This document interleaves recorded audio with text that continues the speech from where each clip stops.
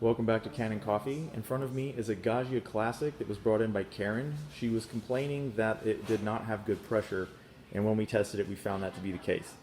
The pump seems to have been the culprit. When we replaced the pump, everything has returned to normal pressure. However, another problem manifested when it did finally get up to good pressure, and that is the boiler was leaking very badly.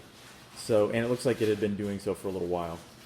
Might have been a problem for her as well as us, but we replaced that gasket, wrapped it in nylon tape, and now the machine is back together and not leaking.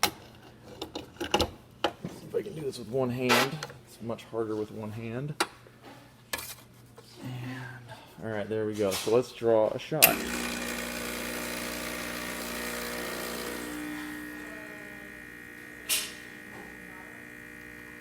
This machine was very nice to work on, I have to say. Karen, it's a great little guy you've got here.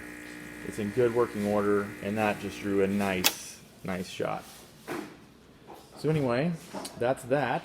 The machine's back up and running, Karen, so you can come and pick it up. If you like these videos, give us a thumbs up, and if you'd like to see more, subscribe to the channel. We're making more all the time. Have a nice day.